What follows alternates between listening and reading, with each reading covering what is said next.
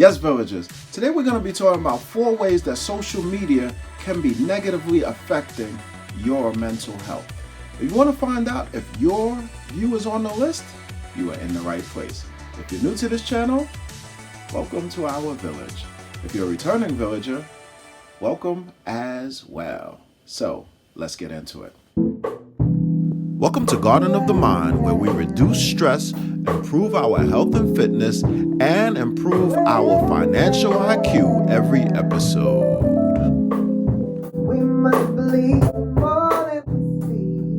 The Health Commissioner of New York, Dr. Ashwin Vasan, said that social media is a clear and present danger to our mental health.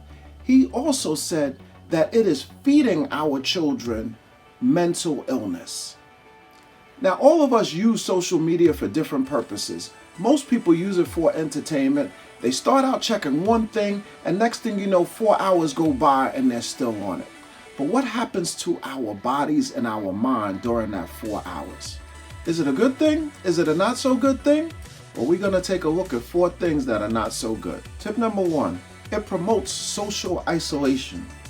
Now, while social media shows a context of a lot of people doing things with other people, most of the time it is viewed in social isolation. So you are sitting by yourself most of the times when you are viewing social media.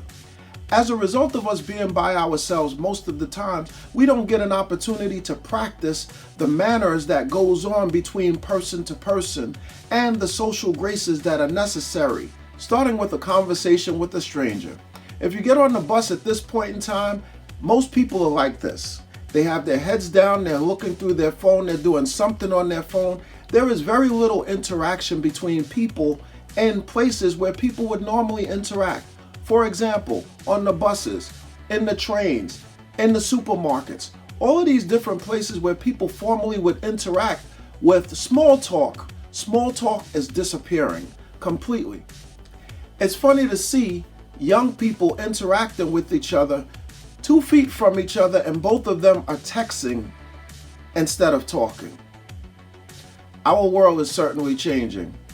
I'm not sure if it's for the better. Tip number 2, FOMO. FOMO is fear of missing out. Whenever we are bombarded by all of these different images of success of other people, we feel like somehow or another we would either like to be there, or we feel like our life is not as exciting as the people on social media. However, the people on social media, they are not presenting a full picture of exactly what's going on. They are just championing their successes and parading their victories and making it seem as if life was so easy for them and these things just happened for them. They don't speak about the hard work or the many attempts that they tried where these things did not work. So we get a skewed sense of what reality is from social media.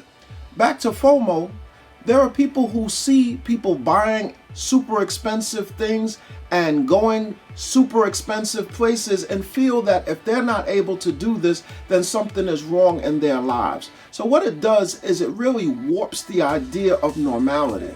But for most of us, we are looking at all of the things that are happening really well in a person's life, or the things that we don't have, and we're feeling like somehow or another we are being cheated, or our lives are not as interesting as theirs.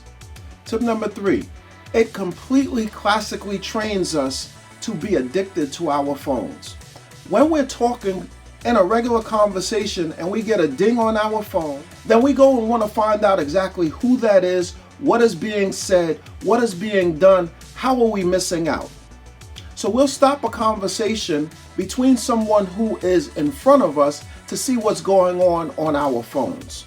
We become classically trained to be addicted to our phones.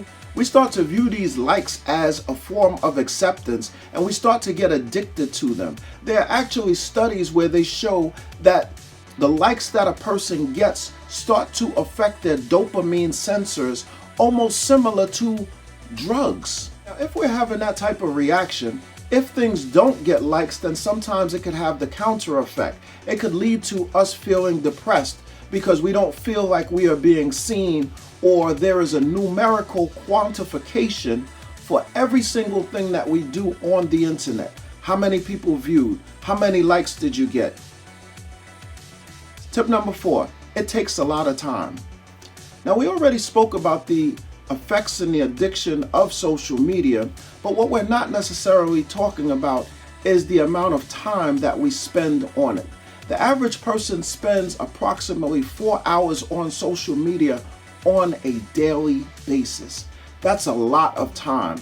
Now, we can apply 4 hours to any problem in our lives and see a big change within a year.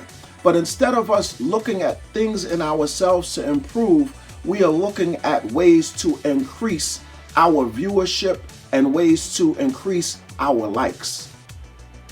Our viewership and our likes are not sustainable, but the investments that we place in ourselves to improve and to evolve ourselves should be where we place that time.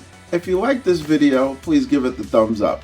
If you like this channel, please subscribe. If you want to know when I post, which is Wednesday, and I won't be posting next window, click on that notification bell. You get that ding on your phone and you know that a new video is waiting for you. Now, after I've said all of those things, if you doing those things is going to get you more and more addicted to social media, then forget everything that I just said. We want you healthy for a long time. And remember, thoughts are actions, words have power, and actions have consequences. I'll see you in 2 weeks. I'll see you then.